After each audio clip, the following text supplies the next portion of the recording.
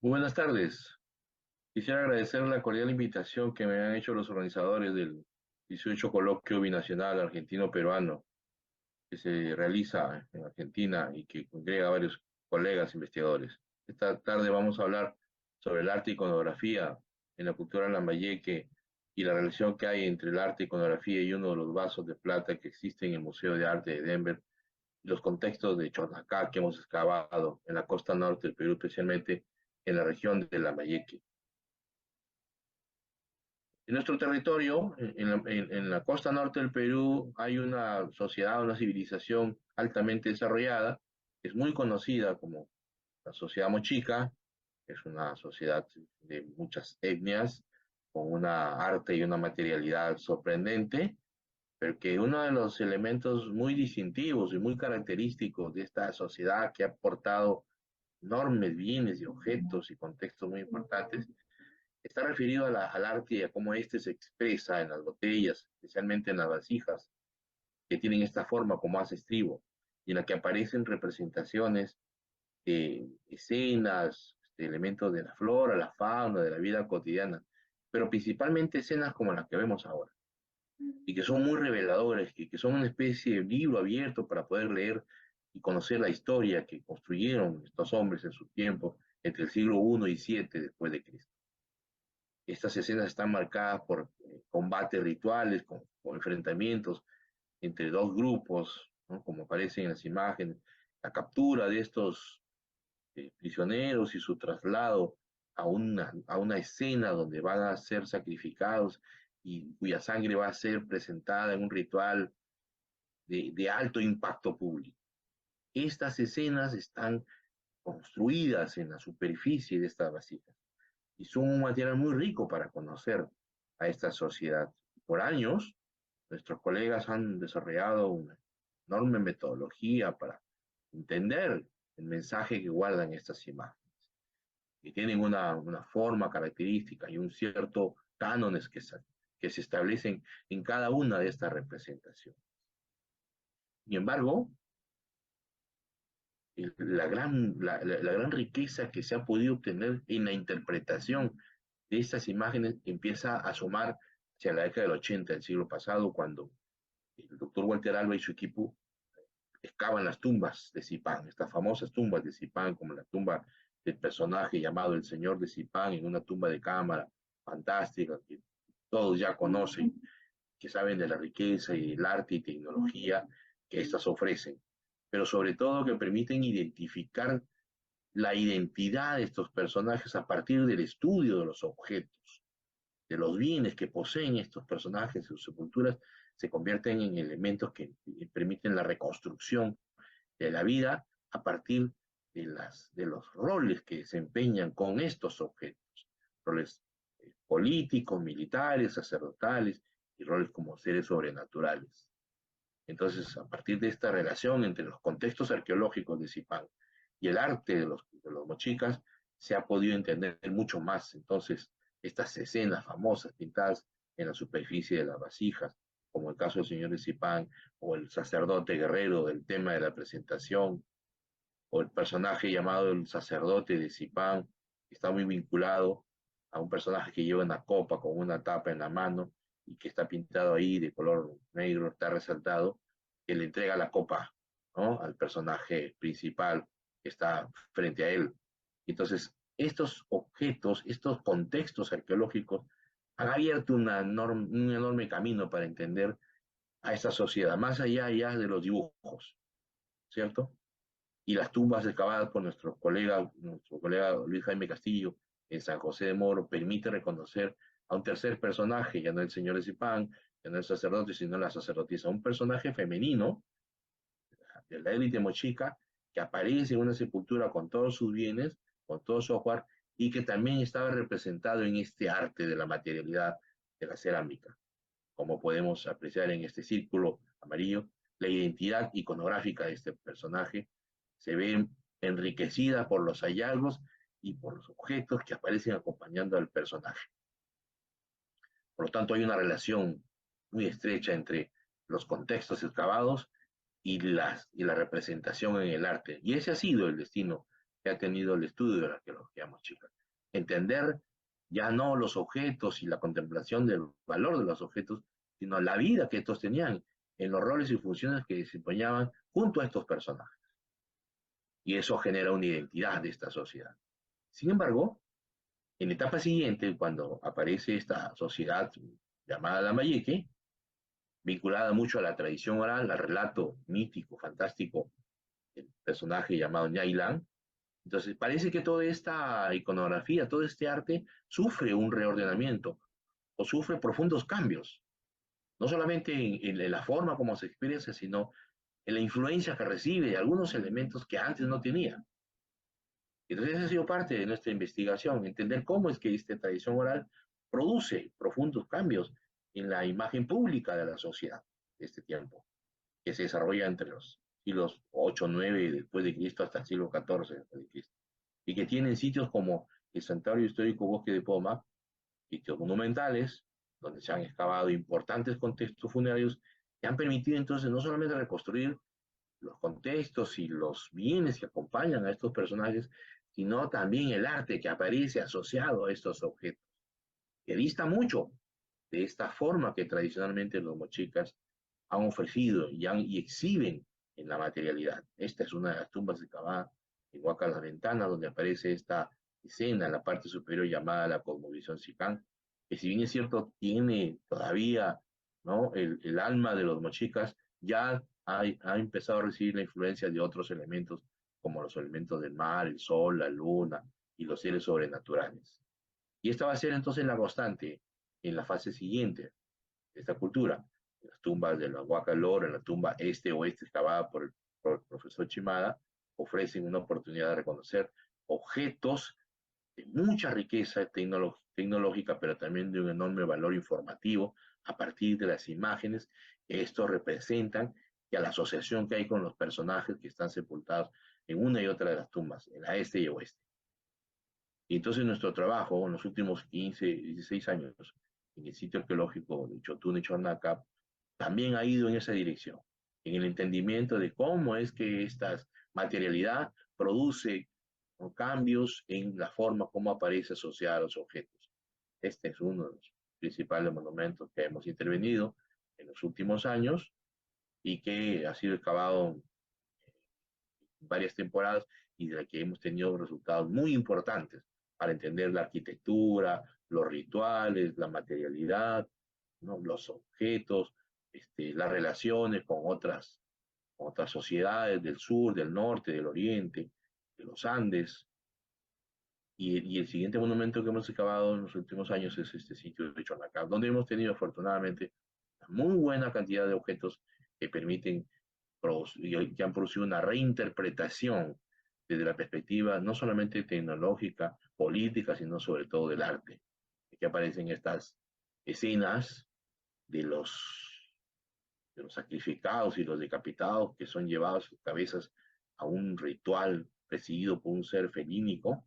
Fue cavado por Christopher Donald en 1983 y 84, y que nosotros reabrimos, ¿no?, y que encontramos ya no solamente el arte, sino los personajes decapitados es muy cerca a estas escenas, lo que demuestra que mucho de lo que está representado es el reflejo de lo que está sucediendo en la vida real.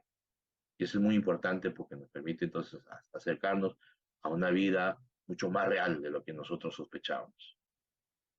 Y entonces en esta excavación hemos recuperado este espacio de una riqueza informativa enorme y de un poder narrativo, porque lo que tenemos es un trono, un pequeño patio con banquetas y pedestales para personajes que aparecen en una escena seguramente precedida por un gran personaje, por un principal. Y al lado opuesto, una zona que le llamamos la residencia, muy cerca a la Huaca Chornacá, donde aparece este icono que he resaltado en color rojo, que quisiera que no pierda de vista, porque hace alusión a escenarios, ¿no? El símbolo escalonado, la montaña, y la greca o la ola geométrica que es el mar. Dos elementos muy importantes que parecen ser los elementos que rigen la vida en este tiempo para esa sociedad lambayeque. Entonces hemos cavado sistemáticamente estos dos sitios, esta zona de la residencia, y hemos recuperado varios contextos funerarios como este, tumba de un personaje con un acompañante y que tiene unos cuchillos con unos discos, ¿no? Y recibe una serie de ofrendas, está colocado de forma extendida, descansando sobre sus espaldas. Una siguiente tumba mayor, hemos ido excavando sistemáticamente con un conjunto de ofrendas que van apareciendo sucesivamente como parte de un proceso de enterramiento, ¿no? Y de conmemoración que se realiza en este contexto funerario, con la colocación de ofrendas de cerámica, Lambayeque, Cajamarca costeño, telas pintadas con imágenes de una enorme riqueza también informativa, como estos círculos que parecen ser la luna, y esta ola, ¿no?, antropomorfa que parece ser el mar, y una vez más aparecen estos elementos como parte de la influencia que recibe esta sociedad en esta nueva versión, ¿no?, de la iconografía. Debajo de las telas, estas pisadas en una poza de agua, ¿no?, donde parece que cierran y clausuran un enterramiento. Efectivamente, debajo de la poza aparece el fardo con un personaje femenino, y cada uno de estos discos que acompañan al fardo está representado también por una ola antropomorfa, y en el centro un círculo que parece ser la luna, y nuevamente es esa constante que va a aparecer en los objetos de prestigio que acompañan a este personaje, como corona, orejeras de oro, plata, cetro de oro, recipientes para los rituales, para las ceremonias religiosas, además con una riqueza informativa, vasos bimetálicos repujados con, con elementos iconográficos novedosos para nosotros, collares de cuentas de espóndilo que debieron traerse del Ecuador, en esta relación muy intensa con el Ecuador, anillos de oro, plata, perlas, collares de oro, sonajeros, brazaletes, o sea, un sinnúmero de objetos, de bienes que representan a un personaje de enorme poder y autoridad en su tiempo, en la cultura lambayeque, por lo menos en los años 1200 a 1300 después de Cristo.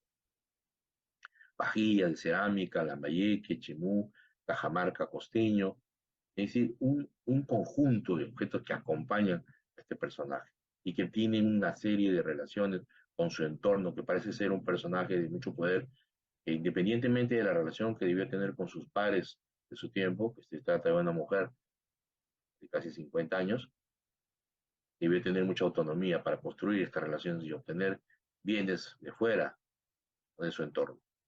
Debajo de ella, la tumba de un personaje masculino, con sus conjuntos espóndilos, orejeras, bienes de prestigio, ¿no?, representaciones en láminas de oro, de plata, que hacen alusión a algunas de ellas al tema de Ñailán, como este personaje que está al centro con alas. Entonces, lo que tenemos es una reconstrucción de este proceso de superposición de tumbas, las dos primeras, la colocación del fardo, ¿no?, de la tumba mayor, la colocación de la poza con el agua, como si estuvieran colocando agua para regar una semilla que está abajo y que va a crecer en otro mundo, ¿no?, las telas y la residencia. Un proceso que nos revela una superposición de enterramientos que no habíamos visto antes.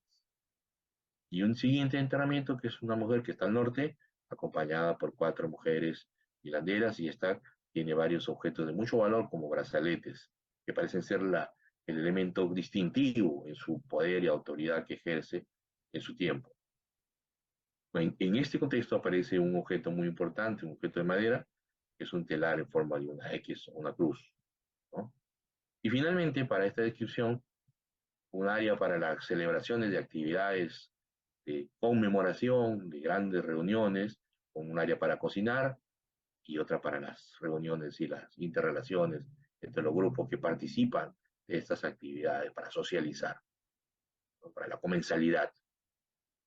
Por lo tanto, lo que tenemos aquí en Chonacá es una perspectiva de un templo, que es un centro de poder, que es una residencia, y que esa residencia se convierte en el mausoleo con una intensa actividad ceremonial, ritual y sobre todo ancestral. Pero uno de los principales aportes, y ahí voy cerrando, ha sido la aparición de un repertorio iconográfico realmente sorprendente, que no conocíamos antes para la cultura lambayeque. Cada uno de estos contextos ofrece una riqueza informativa de enorme calidad, que nos revela entonces no una, sino muchas historias que las que vamos a contar. Y que el momento de empezar a relacionarlo con las imágenes de este vaso que he hecho alusión, entonces lo que encontramos es que en la imagen que aparece reflejada en este vaso de plata, muchas de las evidencias de Chornacab guardan estrecha relación con este vaso y con las escenas que ahí aparecen. Por lo tanto, tal parece que el relato del vaso de plata que he mostrado es correspondiente probablemente a los hechos que suceden aquí en Chornacab, en Tucumán y en Poma, por la relación con, por ejemplo, este caso de la superposición de estos personajes, ¿no? Masculino y femenino, uno debajo del otro. Y entonces, este universo iconográfico nos ha revelado no solamente la relación con este objeto de enorme valor, sino la construcción de un discurso novedoso que está enriquecido por la tradición oral a la que hice mención inicialmente y que nos ha permitido entonces establecer que el relato o los relatos que aparecen representados en este vaso de plata son aquellos relatos que debieron ser presididos por nuestro personaje principal de Chornacab, que corresponde a un personaje femenino. Y finalmente, para cerrar ya esta presentación, de que estos sitios están siendo presentados, están siendo construidos en lugares estratégicos. Y este está en la desembocadura del río en el mar, como otros sitios. Parece que estas desembocaduras en el mar se convierten en referentes desde épocas muy tempranas y son mantenidas a lo largo del tiempo como estos puntos de encuentro entre el río y el mar, que construye estos escenarios de la desembocadura, de la montaña con el valle y del bosque con la montaña, que entonces nos hace pensar en una nueva forma de ver a la sociedad, ya no desde la perspectiva de los objetos, sino del paisaje, del territorio, de la materialidad y de la ancestralidad. Muchas gracias.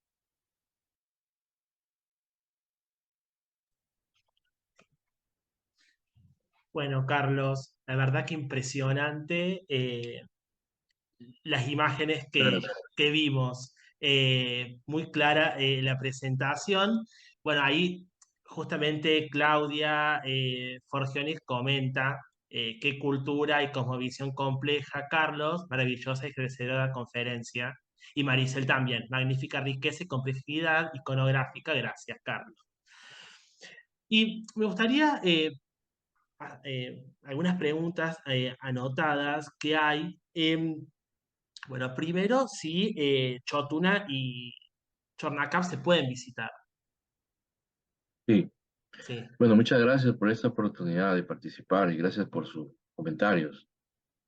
En realidad, este sitio arqueológico está muy próximo a la ciudad de Lambayeque, al norte del Perú, apenas a 8 kilómetros, y ahí hay un museo de sitio donde podemos visitar, pero el contexto funerario por razones de seguridad lo tenemos ahora en el Museo Bruni, en una presentación museográfica en la que desarrollamos esta temática que hemos hablado hoy día de la iconografía, el arte, la tecnología y los objetos, ¿no?, que acompañan a este personaje y a los personajes que hemos excavado en los últimos años en Chodacagua. Así que sí, estaremos muy encantados que nos visiten y podamos compartir nuestra experiencia.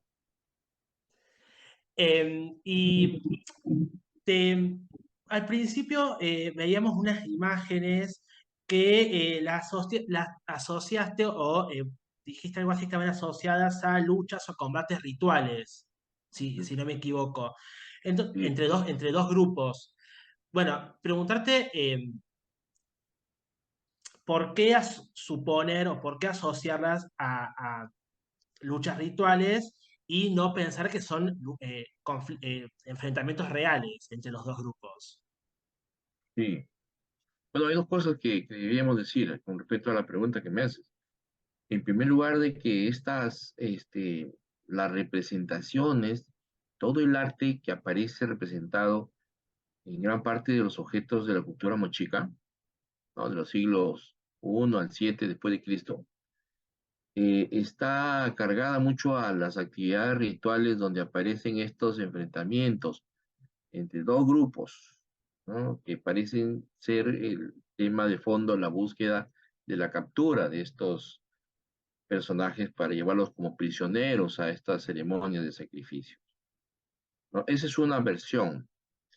Y la otra es que no precisamente tiene que ver todo con el tema ritual, sino que también es parte de estos conflictos que tienen estas sociedades, ¿no? Que están distribuidas a lo largo de toda la costa norte del Perú, desde Piura hasta el departamento de Ancash, casi 700 kilómetros de longitud del litoral, y que seguramente están disputando algunos de los recursos que necesitan para la sobrevivencia.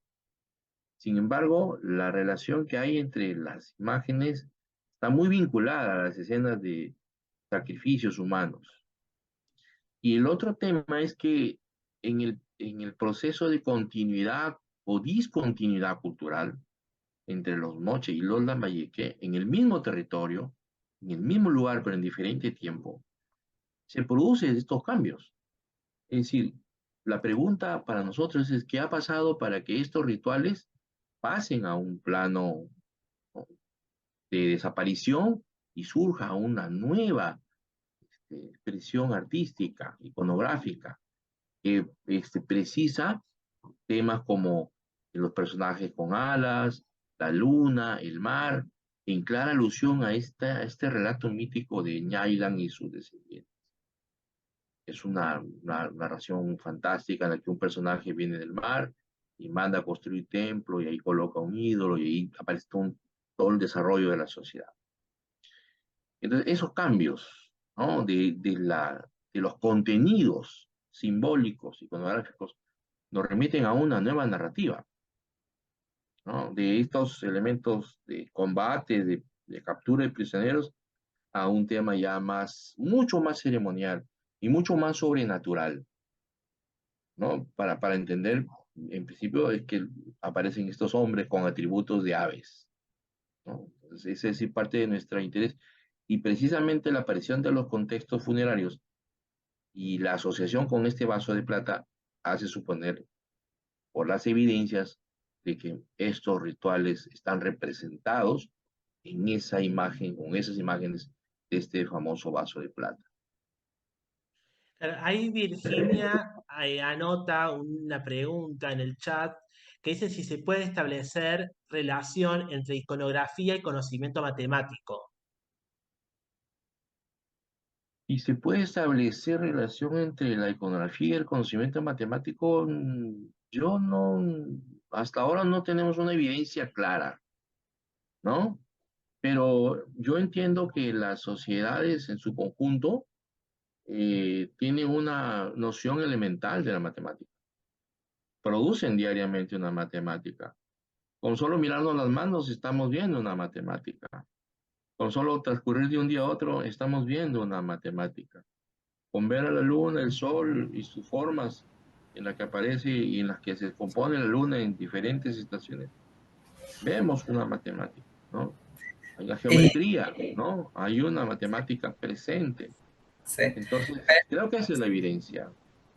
Perdón, la pregunta es porque estaba pensando, justamente veía la iconografía y pensaba en un Escher y pensaba en transformaciones, en recurrencias, en planos, en la iconografía. Y yo imagino Ujú, que también lo que es arriba es ujú, abajo, ujú, porque también pensar en matemáticas es pensar en otro, y en geometría, es ujú. pensar también en términos abstractos, por decirlo de alguna manera, y por qué no místicos. Sí, Sí, sí, excelente. Además en la estructuración de la narrativa que se plasma en un objeto, porque el objeto el paso de plata tiene 15 centímetros de alto. Entonces, el artista necesita tener una alta precisión de cómo va a encuadrar cada uno de estos elementos a escala. sí, sí. Y ahí tenemos una repercusión en el arte muy compleja para su tiempo, ¿no? Muchas gracias. No, gracias, Virginia. Y ahí justo veo el de Claudia que dice las aves que se observan en las primeras imágenes con un pico largo, ¿son colibríes? Si lo son, ¿están presentes en la mitología? Sí, estos que aparecen en las primeras imágenes, sí. Es el arte moche es muy, muy expresivo, o sea, las imágenes que aparecen en la superficie de las vasijas, de los objetos en general, guardan una relación con todo este flora, fauna existente en la costa peruana, pero también en las relaciones con el Ande y con el Oriente, con el tema de las aves exóticas, las plumas, ¿no? Sí hay un universo de elementos de mucha riqueza. Bueno, Carlos, te agradezco un montón la No, gracias, participación y que hayas estado presente para responder las preguntas que surgieron. gracias y mis felicitaciones a cada uno de los que han participado. Y Bueno. ese de trabajo de la coca que he escuchado me pareció fascinante. Muchísimas gracias.